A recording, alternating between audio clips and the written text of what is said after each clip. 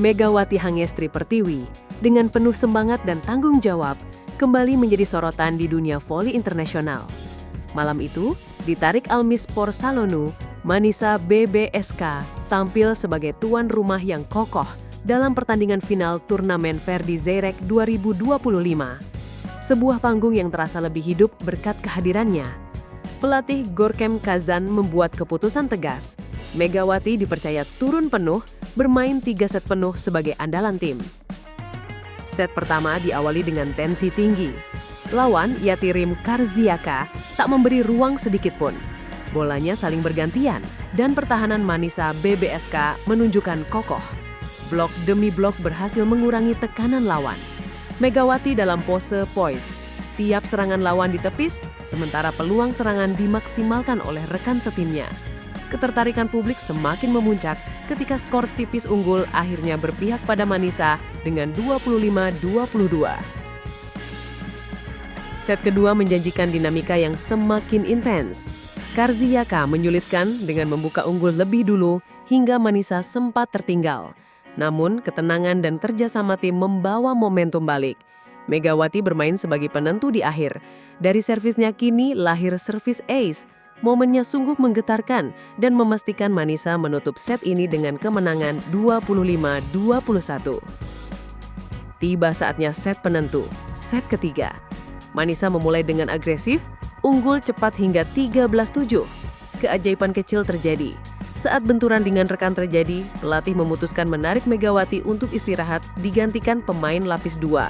Keputusan tepat, tim tetap menekan dan keunggulan meluas menjadi 25-16. Kemenangan 3-0 diraih dan Manisa BBSK akhirnya keluar sebagai juara turnamen dengan catatan tak terkalahkan. Apa makna malam itu bagi Megawati? Lebih dari sekedar kemenangan, ia tampil penuh sepanjang pertandingan. Dalam total 3 set, ia mencetak 8 poin termasuk servis ace.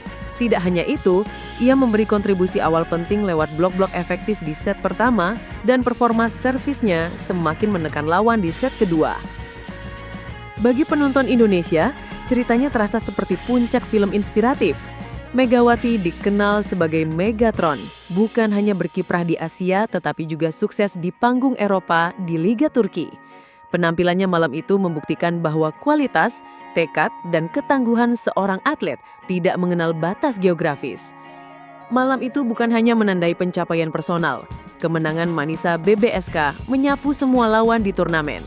Mega dan timnya terbukti dominan.